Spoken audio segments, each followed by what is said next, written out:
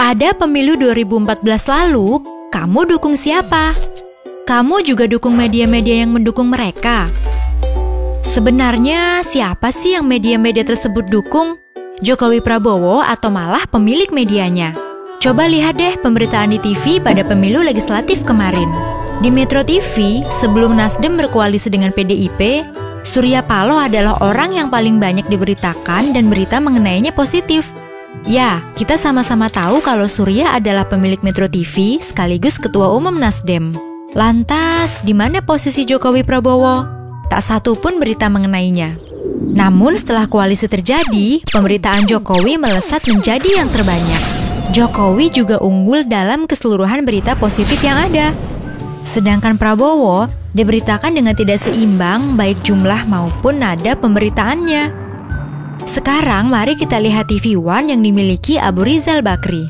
Pada pemilu yang lalu, Bakri menjabat sebagai Ketua Umum Golkar. Sebelum berkoalisinya Golkar dengan Gerindra, pemberitaan terbanyak di TV One didominasi oleh Jokowi. Meski banyak, mayoritas beritanya bernada negatif. Sebaliknya, Bakri paling banyak diberitakan secara positif. Lalu, berapa jumlah berita Prabowo di TV One? Sama seperti di Metro TV, tak ada sama sekali. Tapi, pemberitaan TV One atas Prabowo berubah 180 derajat setelah Golkar berkoalisi dengan Gerindra.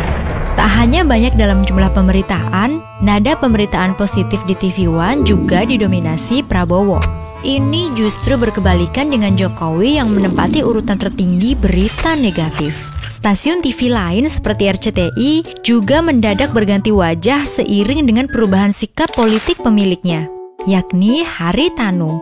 Sebelum ia mendukung Prabowo, Jokowi adalah tokoh yang diberitakan paling banyak. Sama halnya dengan dua TV sebelumnya, RCTI juga tidak memuat satupun berita Prabowo. Dan ya, setelah koalisi, pemberitaan Prabowo dikatrol sehingga mengungguli semua kontestan politik. Nah, dari informasi tersebut menunjukkan bahwa pemberitaan televisi searah dengan pergerakan politik pemiliknya ya. Berarti mungkin nggak kalau terjadi sebaliknya? Metro TV mendukung Prabowo dan TV One RCTI mendukung Jokowi. Kalau itu yang terjadi, apakah dukunganmu terhadap media tersebut juga berubah? Kalau begitu ceritanya, apakah menurutmu ini hanya terjadi di berita politik saja? Kira-kira bagaimana ya dengan peristiwa atau kasus lain di luar pemilu? Bisa-bisa juga tergantung arahan pemiliknya ya, bukan apa yang benar-benar terjadi. Maka agar tak diperdaya media, yuk jadi penonton yang kritis.